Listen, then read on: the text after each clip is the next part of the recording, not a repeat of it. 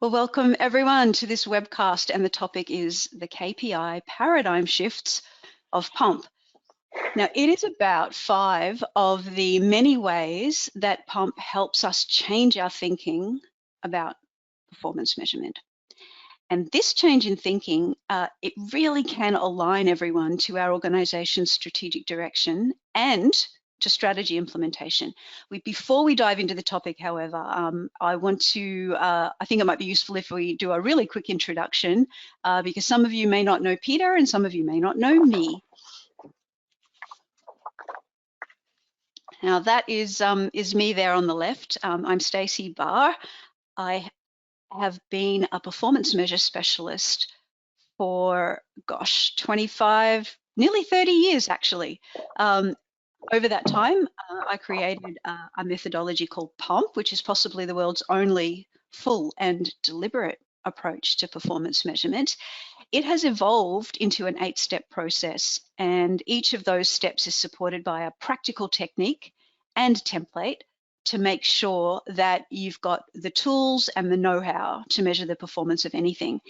Now, PuMP does this in a way that's quite unique because it really engages people and it brings so much meaning to measurement and therefore a lot more insight to performance improvement. Now, later in this webcast, you'll see the 8 steps. At any time during the webcast, you could go to the handout section of your webcast control panel and you can download a document, pumpblueprint.pdf, which is that flowchart. But we'll talk about it a little bit later on. Right now, though, I want to introduce you to my regional PuMP partner for Africa and the Middle East, Peter Ndar. Peter, hi. Hi, everyone. It's really nice to have you with us on the webcast.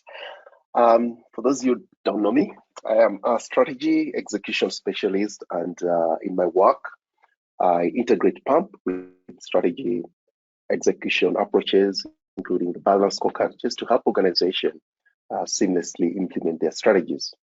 I'm the founder of BSCA, which is a management consulting firm based in Nairobi, Kenya, and we offer training, coaching, and consulting services on strategic performance management, KPIs, and polarity management.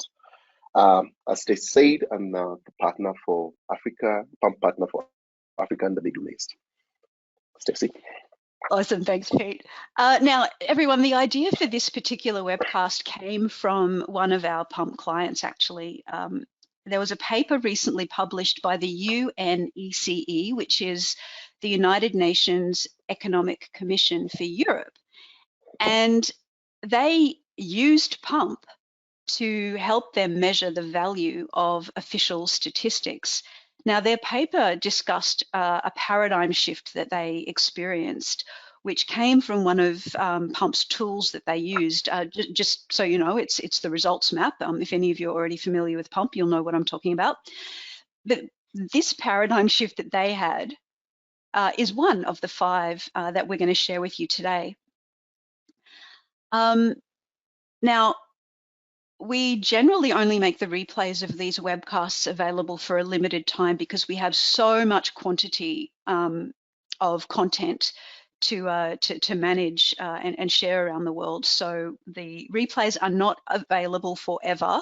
So you'll have access to it for about a week. But I want to encourage you today, if there's any slide that we share, and there will be a few that I'll prompt you to take a snapshot of, but if there's any slide that you want to keep a copy of, take a screenshot or a snapshot. You're more than welcome to do that, but we do not make the slides downloadable either. So yeah, just so you know.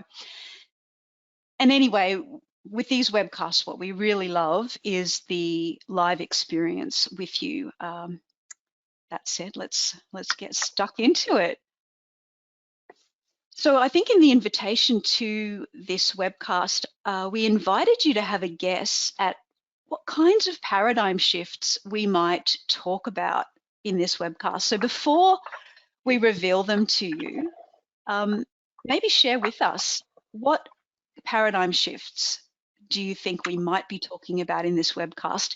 Now, it doesn't matter if we are or aren't talking about the ones that you share, because, and by the way, use the questions box to type them in as well. Go right ahead and do that now. The 5 that we're going to share with you, they certainly are the most common that my PuMP partners and I have come across, but they're certainly not the only KPI paradigm shifts that are worth talking about. So I'm curious to know if you can think of any. I'm not seeing any come through the questions box right now. I'll keep an eye open just in case you're still typing. But it could simply mean that making paradigm shifts in your thinking about KPIs and performance measurement hasn't really been on the radar in your organization. But like I said, I'll keep an eye on it, and if I see any come up, I'll just pause and share them with you all. But anyway, now might be the time to change that. Now might be the time to start thinking about the kind of thinking we need to do to make performance measurement work. So we have 5 KPI paradigm shifts to discuss today with you. Let's just dive straight into the first one right now. And our first KPI paradigm shift is measurement is for improvement, not judgment. Now, what people believe a KPI or metric or performance measure will be used for, it fundamentally affects whether performance will improve or not. Performance measures can be used for improvement or they can be used for judgment. If we focus on using measurement for improvement, what that means is that we let our measures show us what isn't performing well enough, and we go find out why and we change what isn't working. Using measurement for improvement encourages a culture of continuous improvement of business processes, if you like, and continuous improvement is how organizations reach their goals and fulfill their purpose and bring their vision to life. But if we focus on using measurement for judgment, it means that we're trying to find who or what to blame, perhaps, when performance isn't good enough. Using measurement for judgment like that, it generally only encourages a culture that will shut down learning and shut down collaboration. And that's the kind of culture that will reward quick fixes. And often those quick fixes end up eroding the organization's success, not building it. So this paradigm shift is fundamental to whether measurement is ever going to lead to true and lasting performance improvement. Now, there are some symptoms that suggest your organization might still be stuck in that paradigm of measurement for judgment. Now, before I hand over to Peter to take us through these symptoms, we're going to give you symptoms like A, B, and C, and we'd like you to type an A, a B, or a C, or a combination of A, B, and C into the questions box, just to let us know if you've seen any of these symptoms in your organization. So Peter, over to you. Walk us through those symptoms. The symptoms that your organization hasn't made this paradigm shift yet and is still stuck in using measurement for judgment are things like this.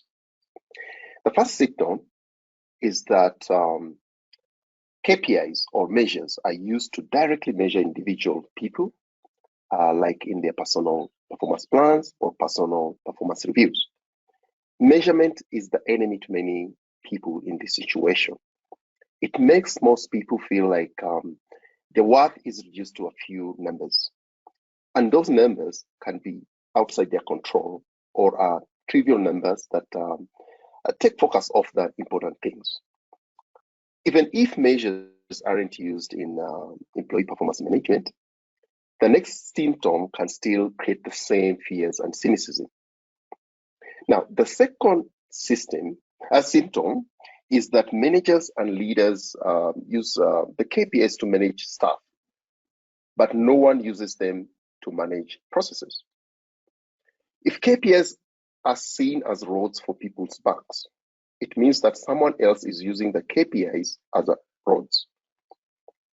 Like when a manager of a team is using KPIs to monitor work, but the team doesn't have access to those KPIs. But the manager makes it the team's responsibility to reduce the reworks. The third symptom is that people, yes, of course, leaders, managers, and employees are held accountable for hitting targets. This is also known as matrix fixation, which is a term used by Jerry Muller in his book, The Tyranny of Metrics. It means that people will only do what's needed to quickly hit a target. They might manipulate data, use vanity metrics, or take shortcuts just to hit those targets. Indeed. So if any of you have seen any of those symptoms in your organization, just type in A, B, or C, or any of those into the questions box. We'll just get a sense of which symptoms might be the most common. In any case, all these symptoms lead to a culture that really isn't open to collaboration and learning and continuous improvement. And in that case, performance can't really improve, and it can't really hold a new improvement level without collaboration and learning and continuous improvement. And so far, the comments that the symptoms that I'm seeing come through is all of them, all three, A, B, and C.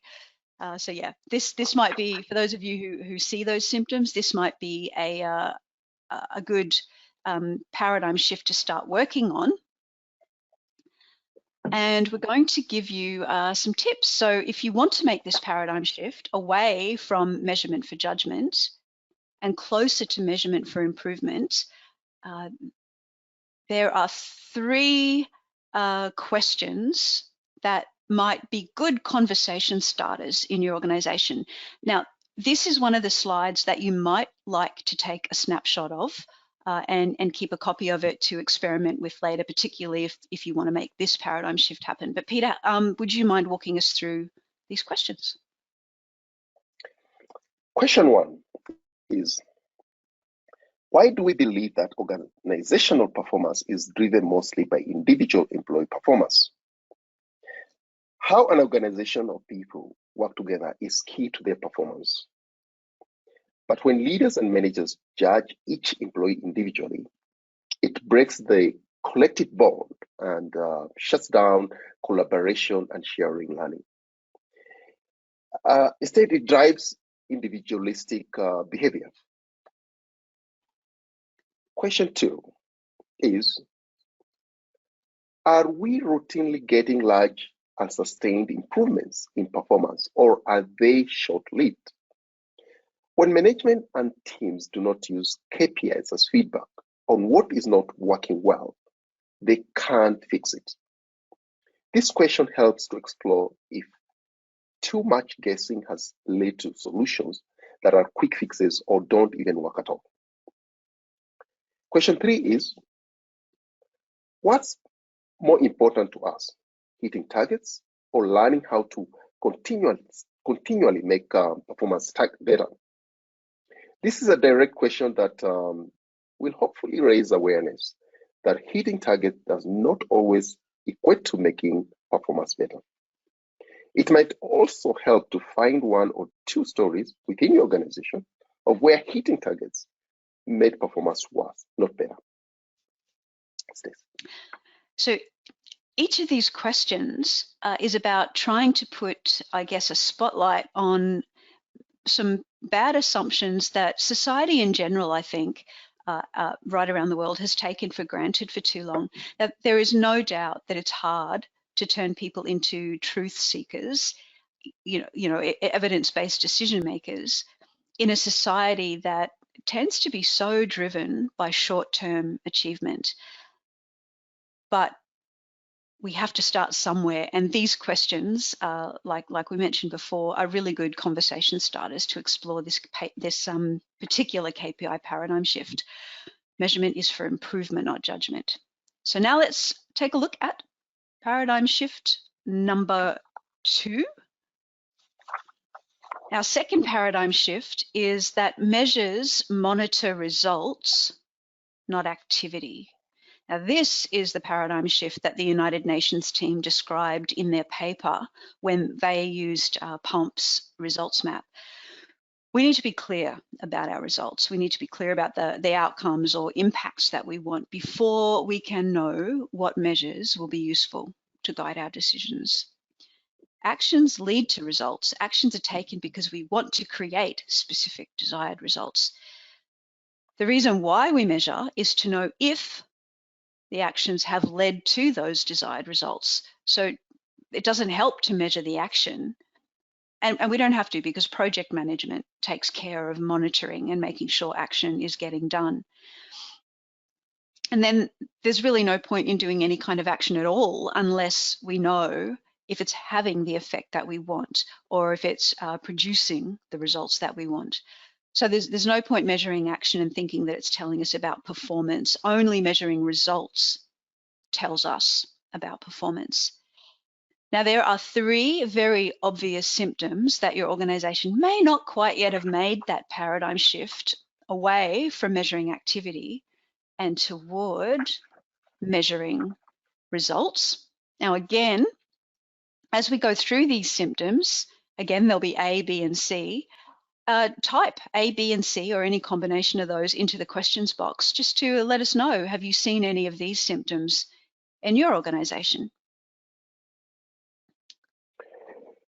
The symptoms, excuse me, the symptoms that your organization hasn't made this paradigm shift yet and is still stuck in monitoring activities rather than results are things like this. The first symptom is that measures monitor what is done rather than the impact of what is done. It's like having a measure to develop a digital transformation strategy by end of year. This is a confusion between project management and performance measurement. Performance measures measure how well something is performing, not whether or not something gets done. The second symptom is that KPIs or measures just count how many widgets get made. The widgets might be policies or community events or trained employees or innovations or automated processes. How much stuff we get done is never evidence of whether all that stuff is making the difference it was supposed to make. Why then celebrate that you hit your target for the number of employees trained when virtually none of them are using what they learned? The third symptom is that goals or objectives describe actions, not results. We are talking about goals like provide diversity training to everyone or transition to 100% digital documentation. Of course, goals that are really actions are only going to lead to measures that count how much activity got done. But goals are supposed to be about the results we are trying to improve, the impact we want to have, the difference we exist to make. Absolutely. So again, everyone, did any of those symptoms kind of look familiar to you? Have you seen them in your organization? So again, please type an A, B, or C, or a combination of those into the questions box and just let us know so that we can get a sense of which symptoms are probably more common relative to this paradigm shift. All of the above.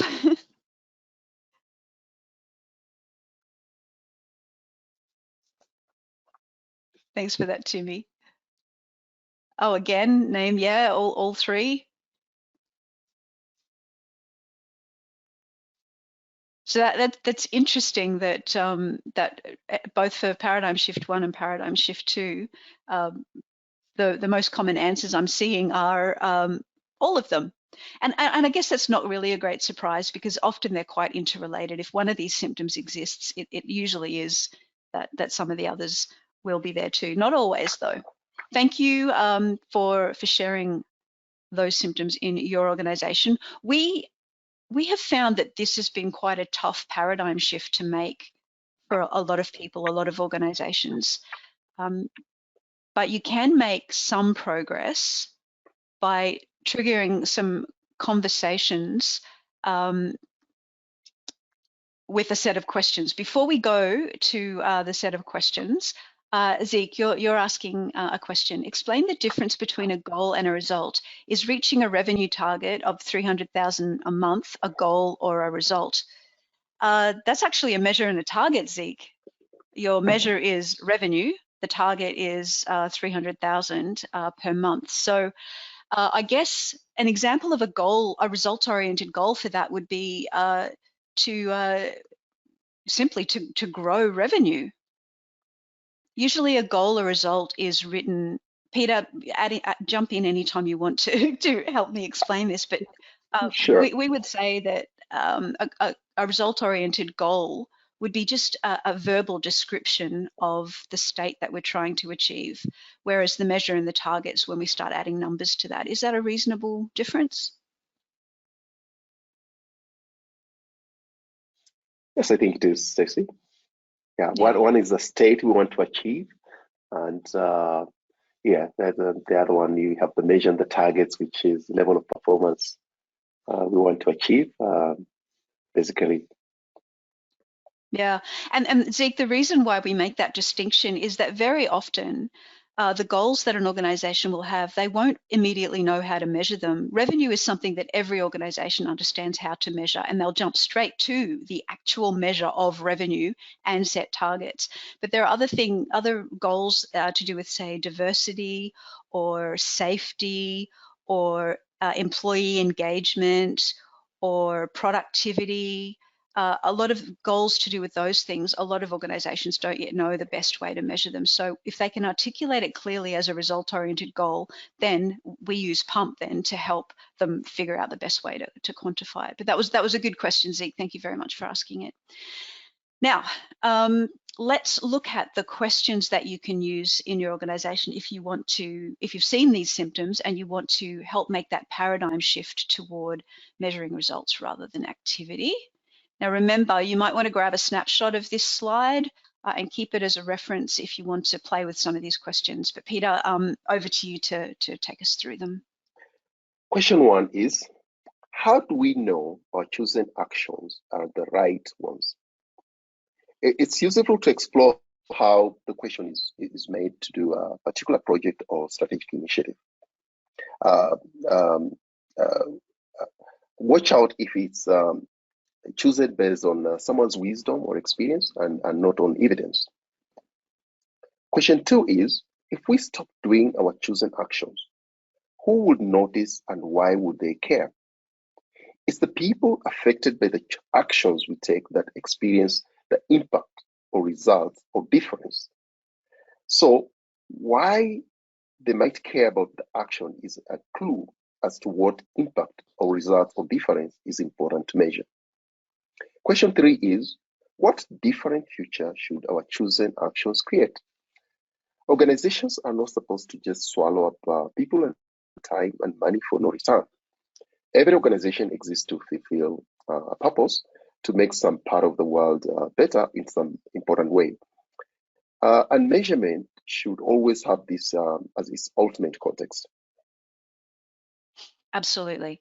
But I think it's fair to say we need some patience when we're helping people understand that difference between results and activity. So having a huge variety of examples of the difference between a result and activity is a great help in getting them to understand this paradigm shift. So let's go now to paradigm shift number 3. And our third KPI paradigm shift is that measures come from evidence, not data. Now, that might sound a little weird at first, but bear with me. Measures, KPIs, metrics, whatever you want to call them, are evidence of our goals, evidence of our performance results. And that's where we need to start to decide what's worth measuring. But too many people start by looking at the data they have available and then decide, what could we measure using the data that we have? And that is back to front. So don't let your data decide what you should measure. Instead, what we need to do is to first decide what is the evidence out there in the real world that convinces us our goals are happening. And that real world evidence, that is what we want to try to quantify to come up with the most meaningful measures. Then, and only then, do we look and see what data we need to implement those measures. And sometimes we will have the data, and sometimes we'll need to find a way to get the data. But if we keep limiting what we measure to only use the data that we already have available, we're never going to have the data that we really need to achieve the goals that matter most.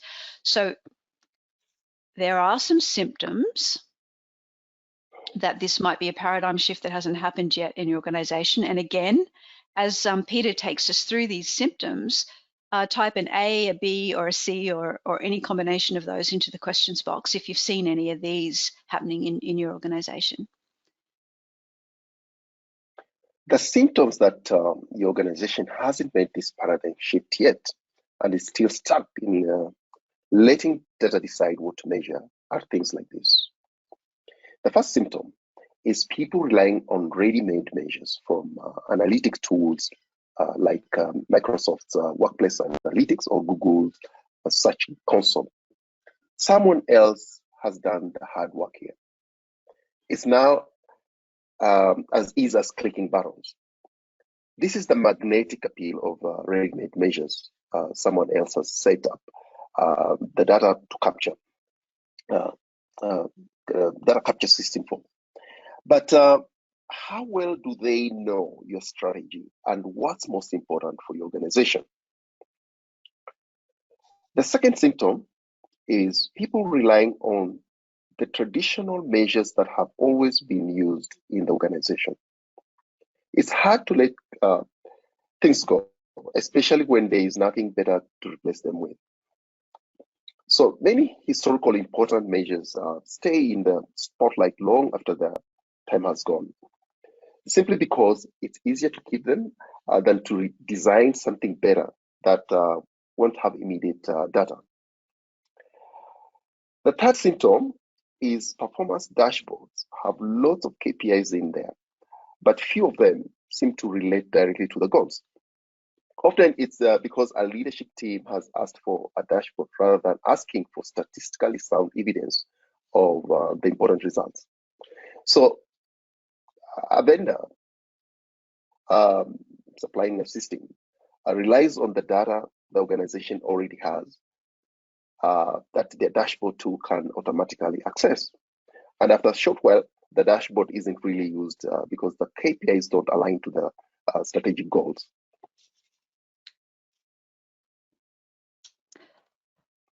There you go. The three symptoms of this KPI paradigm shift.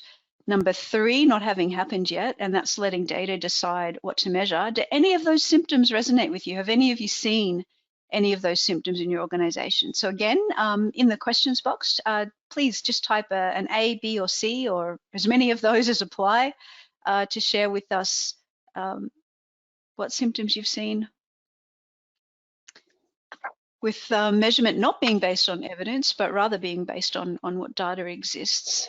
So we've got an ABC there. Zeke, thanks. But interestingly, symptom C is coming up most often on its own. So that seems to be a big one, is that performance dashboards have lots of KPIs, but few relate to the actual goals. Interesting, Peter, that one, just symptom C, stands out most. Yeah, that's true. Now, so the key then to making this paradigm, oh, sorry, Peter. Well, I was just saying, and that's basically one of the things, the shortcomings of traditional approaches to performance measurements, producing measures that don't relate to the goals at all. Yeah, we see it a lot of a mismatch.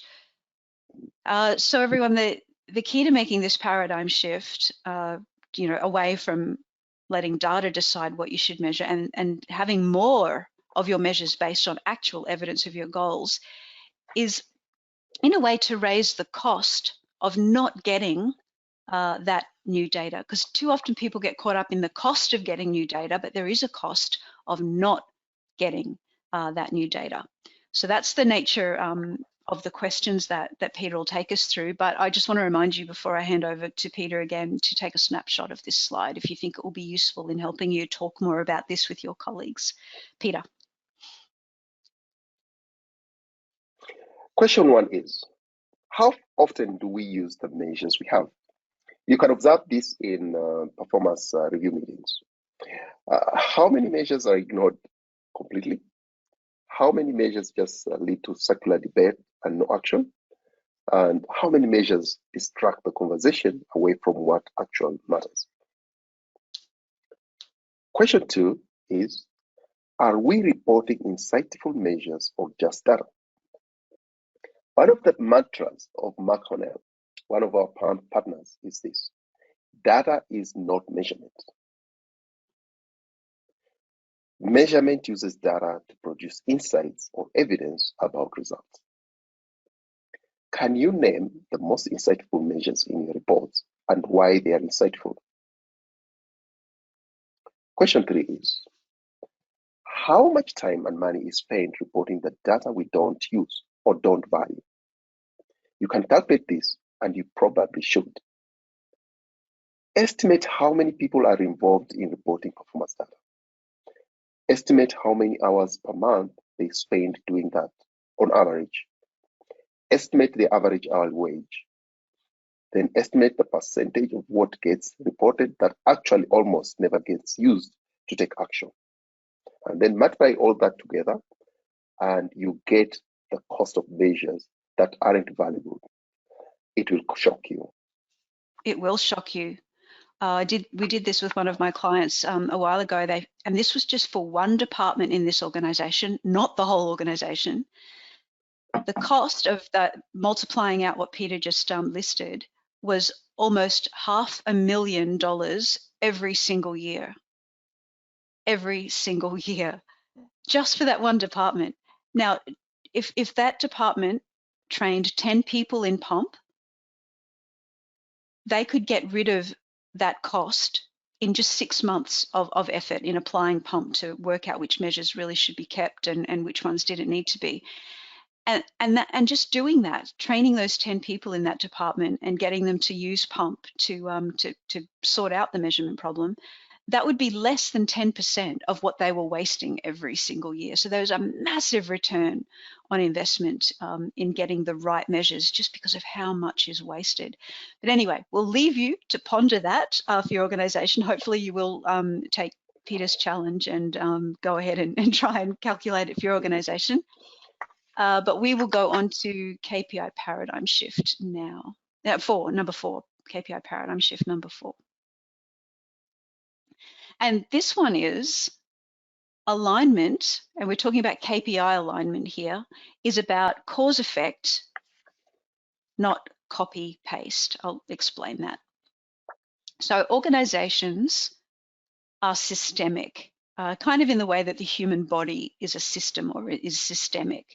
And that means that each part of the organization has a unique role to play in contributing to the success of the whole, just like each part of the human body contributes to the success of the human.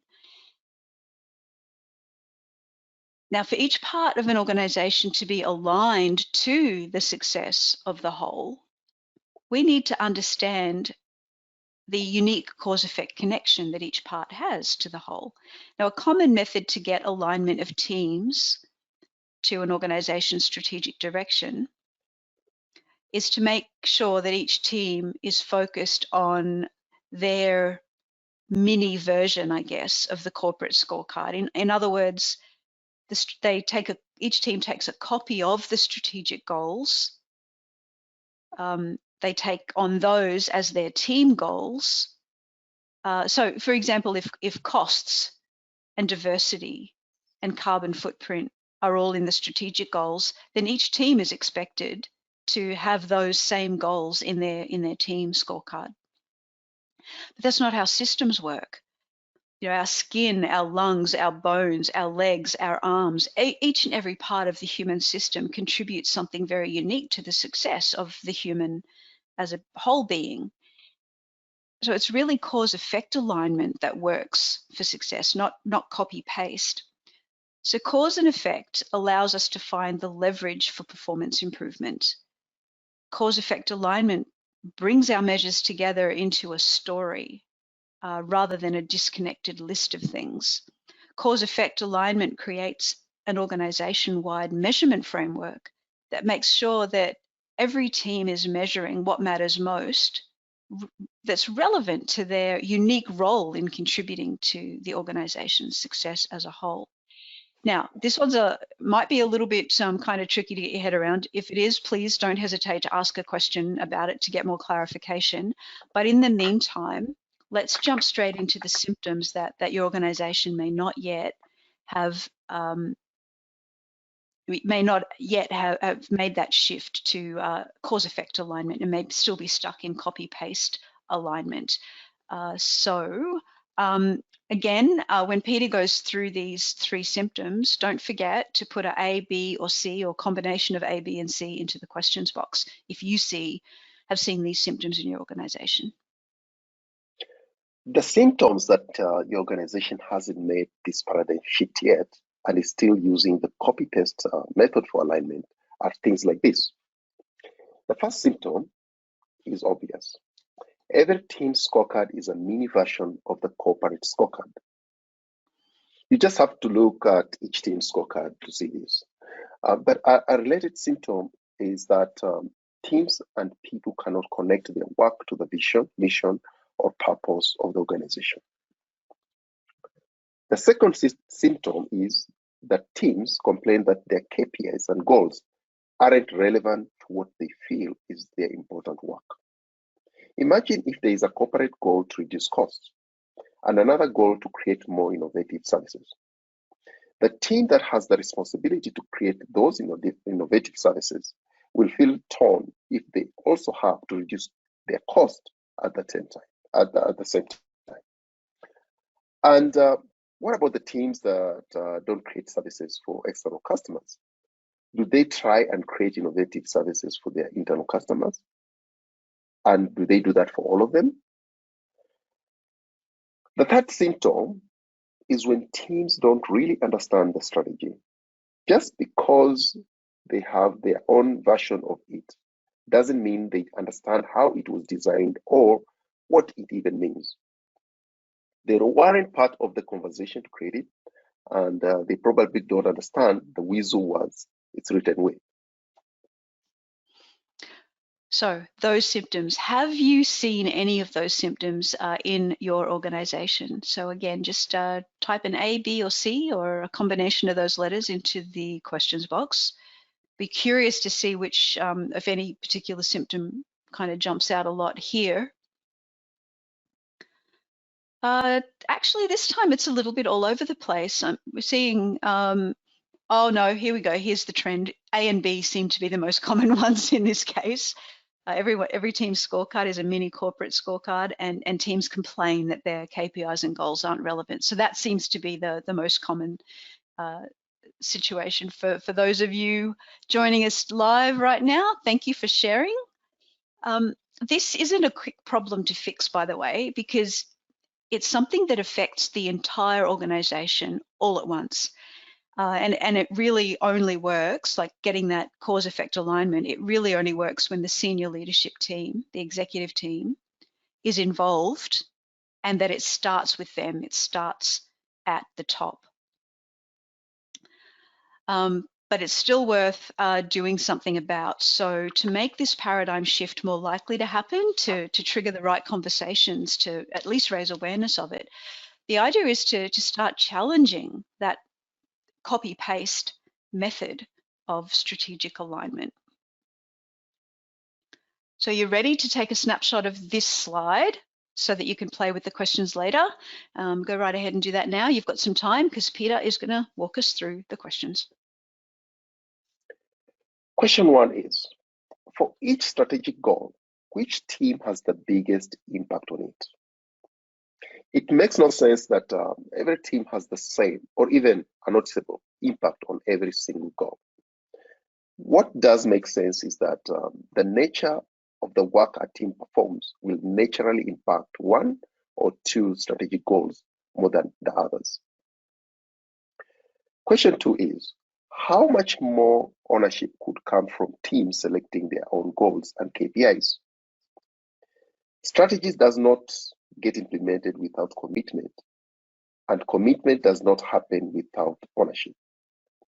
If a strategy direction is clear and understandable to everyone, which should go without saying, then it's easier for teams to set their own goals to help achieve it.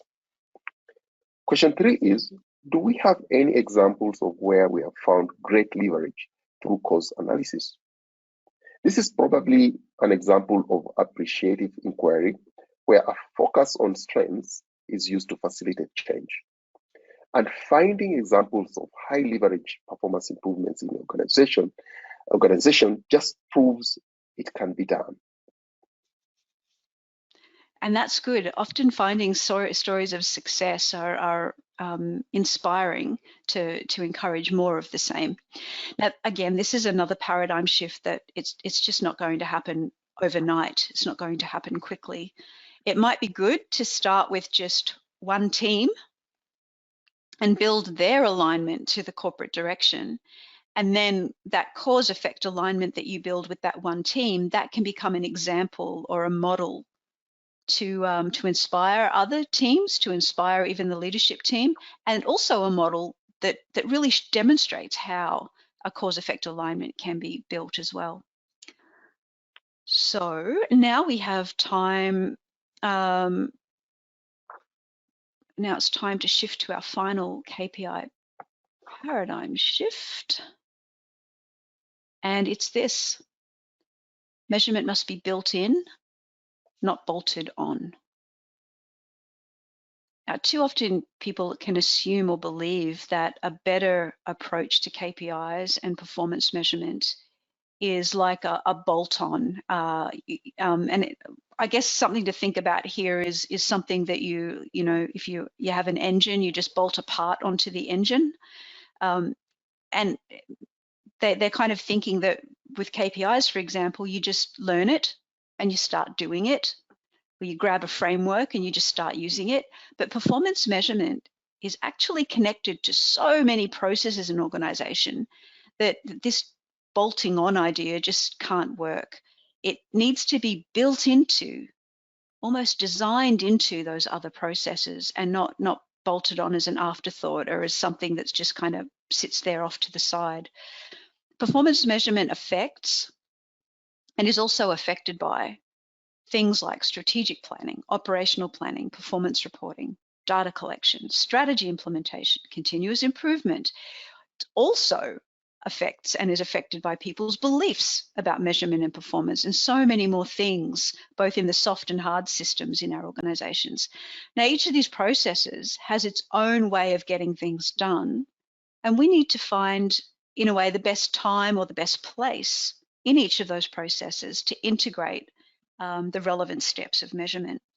Now, what we want is an approach to measurement that is consistent right across the organization, and an approach that can support all of the processes that can benefit from it. Measurement kind of needs to feel like an improvement to how we do those other things, you know, like strategic planning, operational planning, reporting, data collection, etc. And it should not feel like just another thing to do. Okay, so there's symptoms that your organization might still be stuck in bolting on measurement and hasn't moved enough toward that idea of building it in. What we're going to go through next, and again, one last time, it'll be great to hear from you in the questions box about whether symptoms A, B, or C, or any combination of them are something that you've seen happening in your organization. But Peter, how about you walk us through them? The symptoms that your organization hasn't made this paradigm shift yet and is still stuck in seeing measurement as a one-off standalone activity are things like this. The first symptom is buying or causing ready-made KPIs, or creating, ready-made KPIs, and just plugging them into the strategic plan and performance dashboards. This is really the minimalist approach to performance measurement and rarely sticks because it fails to build buy-in and fails to focus on the measures that really matter. The second symptom is providing KPI training for people, but not coordinating and supporting the implementation of the KPI learning. Training is important to unlearn bad KPI habits and learn new KPI techniques. But training doesn't change much, particularly if the existing processes have so much momentum that the new ideas can't land. The third symptom is an absence of a clearly documented approach to how strategic performance management happens in the organization. And this is very common in most organizations. Mm-hmm. If you have no idea exactly how strategy is designed and cascaded, you won't know when and where to improve the measurement. That's true. And I mean, it is very rare to see strategic performance management systems that are documented in any organization. Now, are any of these symptoms things that you've seen in your organization? So in the questions box, please do share with us A, B, or C, or a combination of those. Which are the symptoms that are most common for you? Oh, wow. Very quickly, B and C have popped up as the most common symptoms. That's giving people the KPI training but not supporting them in implementing it, or that idea of an absence of a strategic performance management system documentation. So yeah, probably if there's a few more Bs actually coming out than Cs, but I haven't seen an A yet. So yeah, thank you for sharing that. We oh, there we go, Henry. Yes, you've added an A. There you go. There's probably two main reasons, I guess, for seeing these symptoms and why this paradigm shift so rarely happens. I think the first reason is that most people truly underestimate the rigor that's needed in a true performance measurement approach. So the rigor is underestimated. And secondly, it's that last one that most organizational systems are not deliberately documented, whether it's formally or even spending some time to informally document it. It is so hard to work out where measurement should fit into an organization. Now, to trigger this KPI paradigm shift, to get closer to measurement being built in rather than bolted on, is to raise awareness of the approaches that are taken, even if they're not documented. Now, again, you may want to take a snapshot of this slide. Peter, 3 questions we have to trigger some more conversation about this. Question 1 is, exactly how do we set goals, decide how to monitor them, and then plan? Do we regularly check the measures to monitor the impact of our actions? If we see actions not having an impact on our measures, do we stop doing them and try the next solution? In other words, what is the relationship between measurement and our learning culture? Question 2 is, what are the steps in our current approach to measurement? This might be a flowchart. It might be a documented set of business procedures. It might be a specific methodology you use like PuMP. But the idea is to describe or draw what the steps in your measurement approach are. Question 3 is, do we always have a goal with a measure and a target before we decide on actions? This question is quite specific, but it's so much a part of the approach many organizations take that it often needs its own spotlight. If the answer is no, then it means measurement isn't built into the organization's strategic performance management process. So there you go. We have gone through 5 KPI paradigm shifts that we think, the PuMP team at least, think are some of the most important to make. Now, we've been through a fair bit, everyone, so how about I just do a quick summary of them for you now. this this may also be a slide you want to take a snapshot of, but wait till I've finished going through it so that everything lands on the slide. So try.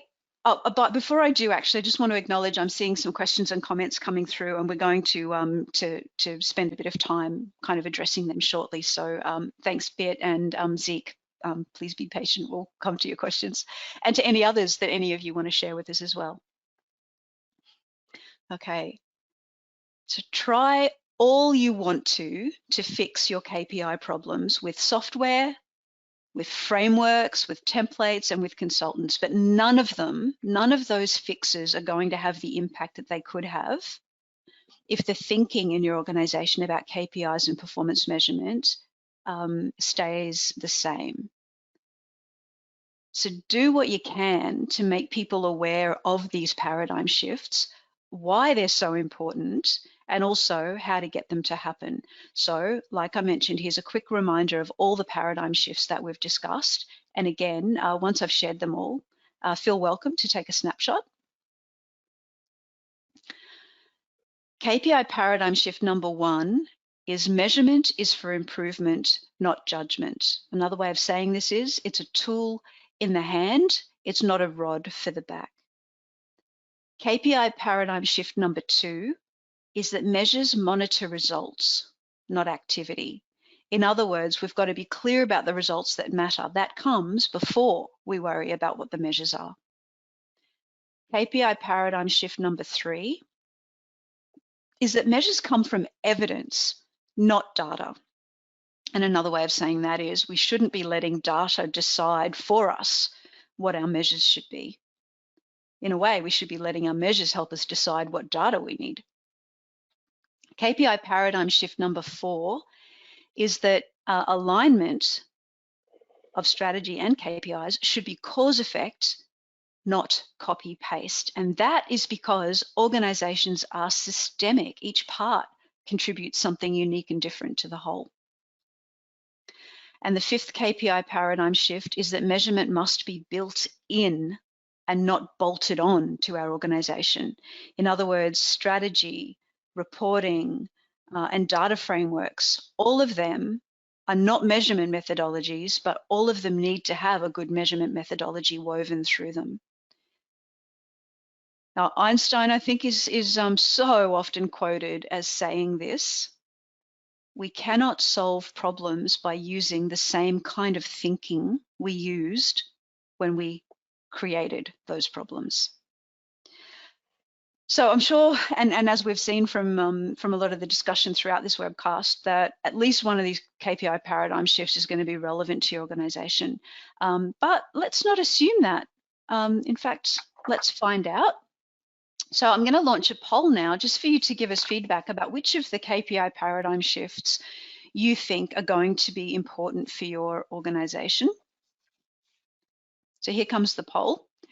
Now, I believe you should be able to select as many of those as you want to. If more than one of them is relevant, then go right ahead and tick whichever ones are relevant for you. I'll give you a little bit of time to do that.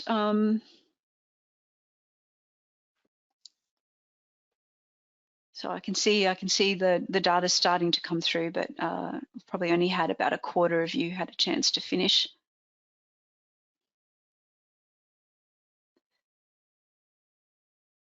It's, you know, it is entirely the case that one or more of these paradigm shifts might be relevant for your organization, but there certainly are others as well. I don't think I noticed any different paradigm shifts mentioned early on when I invited you to suggest some.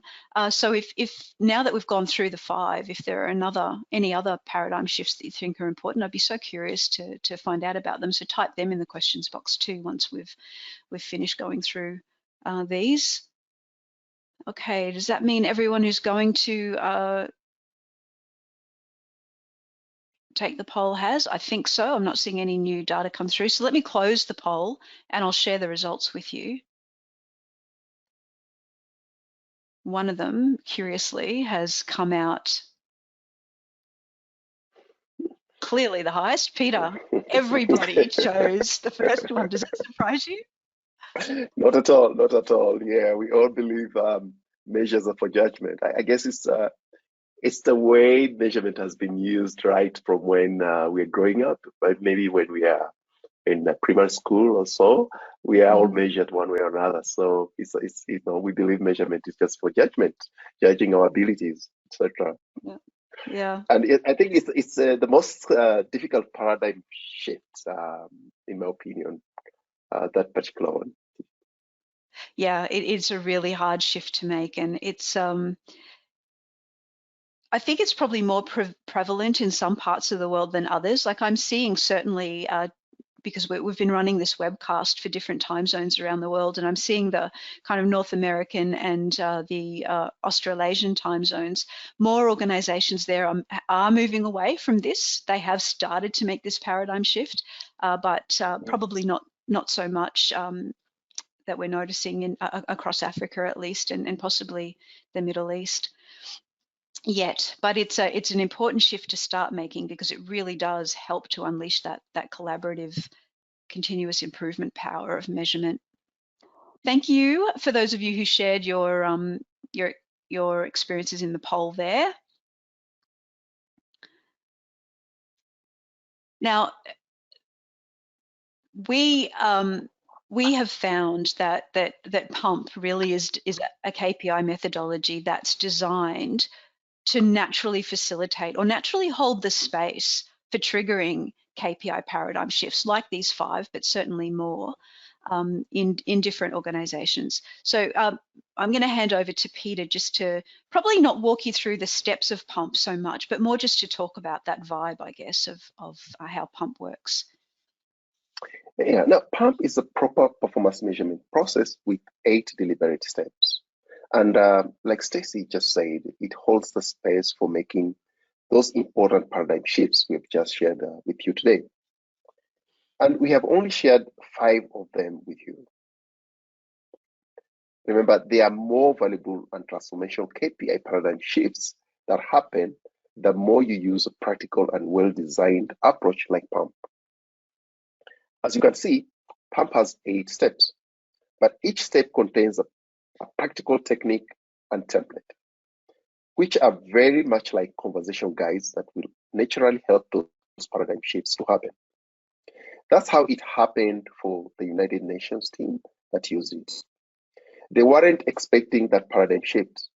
That measurement is about results, not activity. It just happened. You can download a copy of this PuMP blueprint flowchart from the webinar tools right now, or just take a snapshot of the screen right now.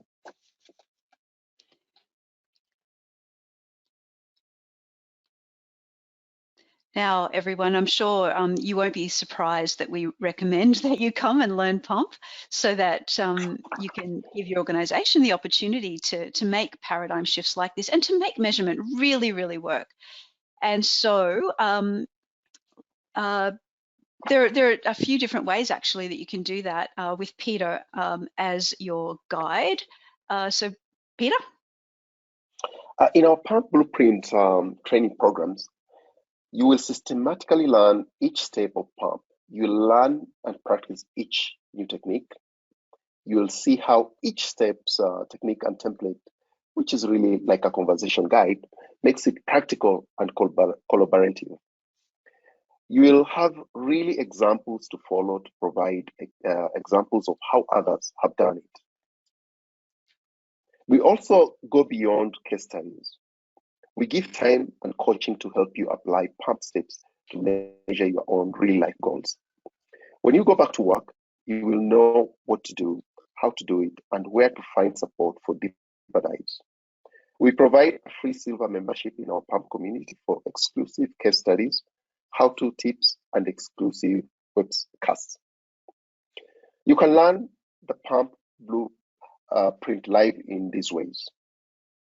At one of our live public training workshops serving the Middle East and Africa, by hosting your own private in-house workshop exclusivity with your colleagues, or contacting me if you would like more information about how we can help you with better performance measurement and evidence-based leadership. Now, we have our next in-person PuMP Blueprint workshop in May 3rd to 5th in Dubai, and you can follow up one of those there. The links up there. The first link, public, BC.org PuMP Blueprint workshop, to register yourself for that workshop. Before we wrap up, are there any unanswered questions you still have about PuMP? So we do have a few actually, so already, but if you haven't asked your question yet, go right ahead and start typing it into the questions box, and we'll systematically go through them until we have answered all of them. Now, so firstly, Beat, I'm not quite sure I'm pronouncing your name correctly, so please forgive me if I've got it wrong. But Beat's saying, thanks Stacey and Peter. How do we convince our team that strategic performance is about change and not about operations? There's a tendency of expecting the team's efforts should all be measured in the scorecard. I have a quick response to that, Peter, but would you like to go first, or shall I? Yeah, please do. Please go ahead. Cool. So we see this a lot actually, where a team wants to demonstrate all of the work they do for the organization through a whole system of KPIs. And I think the simplest way to do it is to acknowledge that both are important. It's important to measure for change, which is what is currently strategically important for the organization. And it's important to measure operations as well, just to keep tracking how things are going and seeing if any problems are emerging, and to make day-to-day decisions. So both of them are really important. And I think that's probably the way to broach it with your team. And I'm also, I know, Peter, your colleague Faith is joining us in the background, and Faith is sort of taught me about this idea of polarities, and I'm pretty sure there'll be something to do with the polarity thinking that could help explore that idea between change, measurement for change, and measurement for operations. And it shouldn't be one or the other, it should be both. So if you want to find out a bit more, just let me know in the comments, and I'll put you in touch directly with Faith to explore that. There might be a good way that Faith can help you to kind of talk about it in that polarity way. But that's what I wanted to say. Peter, you want to add anything? Yeah, sure. I think one thing you said, Stacey, earlier, and I hope everyone remembers, that a result is a desired state. Now, if this is a desired state, it is a change you want. And most people don't realize if you are measuring results, you're actually measuring the change you want, because that's really that result you want to achieve is what Faith would call the global positioning statement in terms of where you want to be, what you want to achieve, or the change you want. So there's a lot of relationship. And as Stacey said, if you really want to learn more about this, you contact Faith. But measurement and change are really, as Stacey said, they go hand in hand. At a very high level, when you're looking at your corporate results, the strategy is the change you want, and then the operational level, again, you go to measure also. So they go hand in hand, actually. Yeah.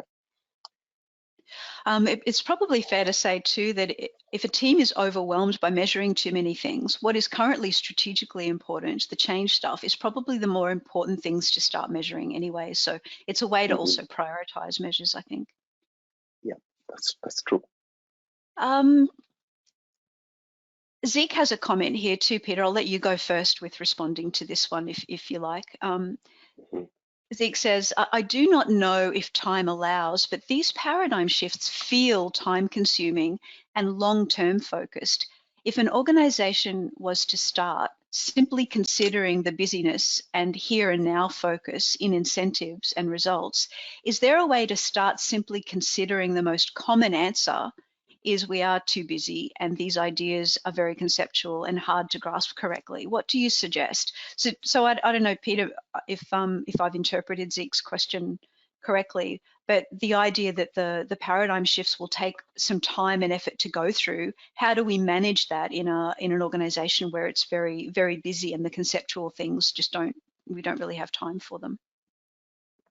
Yeah, and this is something which you mentioned earlier. I think it's talked about earlier, and I think one of the most challenging things with organizations I've worked with to implement PuMP, it's all about leadership.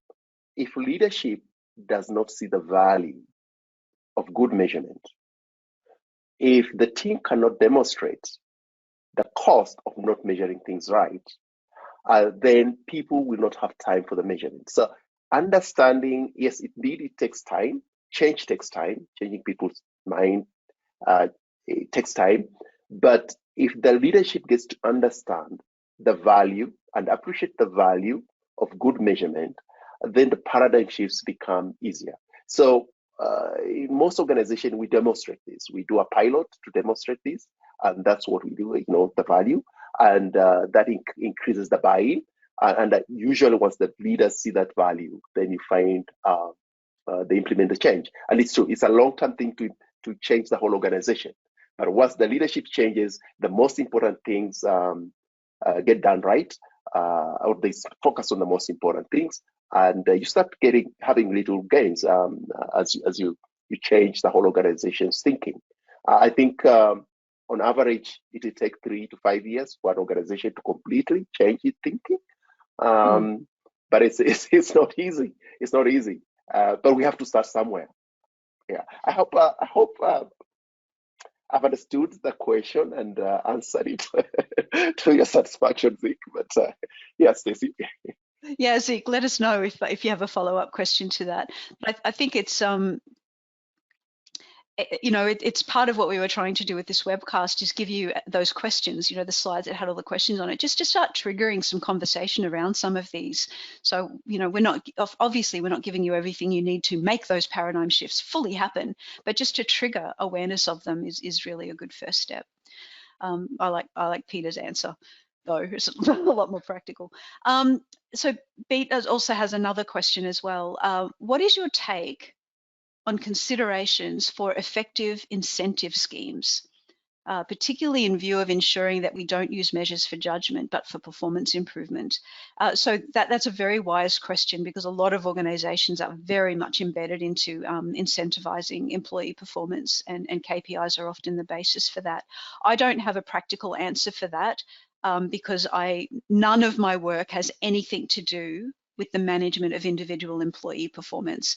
That's something that I would at the very least, need an HR degree for, I'm sure. And my degree is in measurement. It's in statistics and mathematics.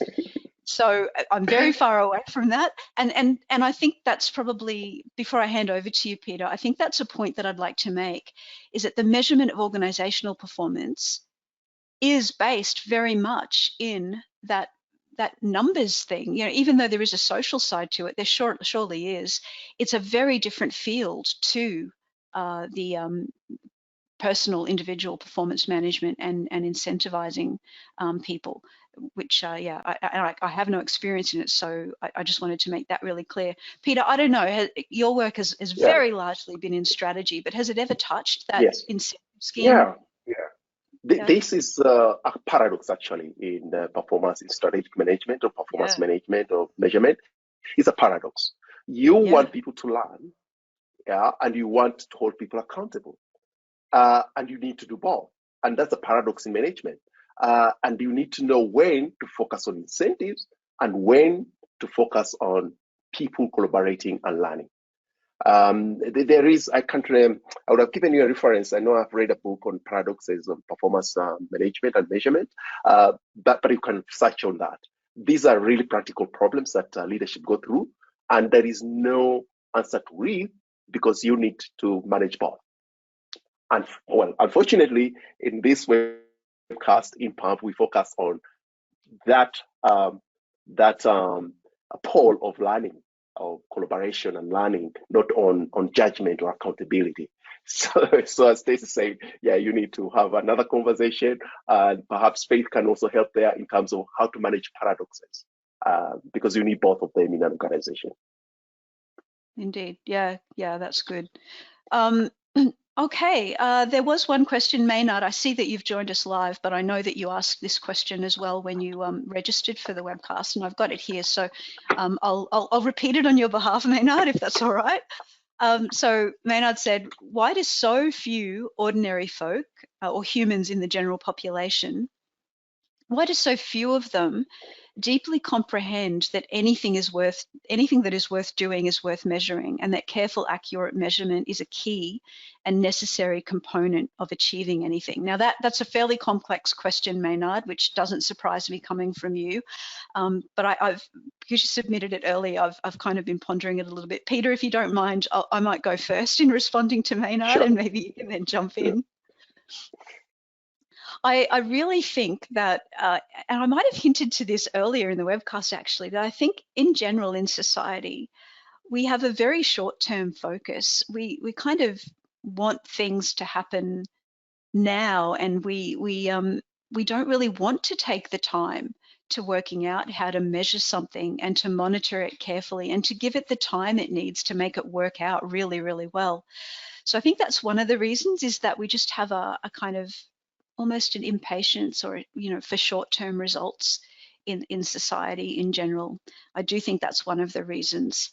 Another one of the reasons that I think that so few people in the general population really understand why it's worth measuring things is a natural fear of mathematics and numbers. It's something that I grew up absolutely comfortable with numbers and mathematics. So just so you've got a bit of context, I didn't ever have to study for mathematics in school, in primary school or high school. It just came naturally to me. I understood it. And I did very well in it and would often top my classes in mathematics. And then I decided, oh, I'll just go study that at university because it's something that I'm naturally drawn to. I did have to do more study at university. It gets a bit more complex there. But I've kind of always been okay with numbers and maths. And I was so surprised when I went into the workforce how many people would say to me, oh, I'm not a numbers person. It was just most people were not comfortable with it. So I think I was kind of in the tail of the distribution. It's not really, I'm not typical. So I think what is more typical is that people are not that comfortable with numbers, and so they're not naturally drawn to wanting to measure things. And look, having understood that, that's very much how I designed PuMP, and how we deliver PuMP now, is to make the numbers more intuitive and easier and step by step, and so that nobody has to be scared of it. People come into a PuMP workshop and saying, I'm not a numbers person, and then they leave the workshop saying, it doesn't matter that I don't think I'm a numbers person, I can do this. So they're two of the main reasons I think that measurement's just not taken that seriously in society. I'm not sure, Peter, if you've got anything you want to add to that or give a different perspective on it. Nothing to add, Stacey. So it's a good answer. Great. Well, in that case, we have arrived pretty much at the end of the 75 minutes that we'd allowed for the webcast. I've not seen any new questions come through, so I think you've all hung around just to hear the answers to those questions, so perhaps they were relevant for you as well. And I want to thank Zeke and Beat and Maynard for sharing their questions. Everyone, it's been a real pleasure having you on this webcast with us. I really hope that you have resonated with these KPI paradigm shifts and have some curiosity about learning how PuMP can really help you make those paradigm shifts in a natural, organic way in your organization, and therefore really hope you end up deciding to join our PuMP community. Peter, as always, thank you so much for your insights today and for co-hosting with me. I hope this webcast has made you realize that having a good measurement system or approach or process isn't enough. You also need to deal with some soft issues, including those 5 paradigm shifts. PuMP is more than a performance measurement system. It is perhaps the only KPI approach I know of that addresses both soft and hard issues in measurement. It helps surface all those paradoxes we are talking about so that you can be aware and deal with them. So thank you for your participation, and goodbye. Thanks, everybody. It's been great having you all join us today. If you've got any further questions from now, please do just email staceybarr.com to reach me, or you can email Peter, which is probably going to work better, but given that he's in your part of the world, you're in his part of the world. Peter at pndaa, PNDAA at b-seabc.org.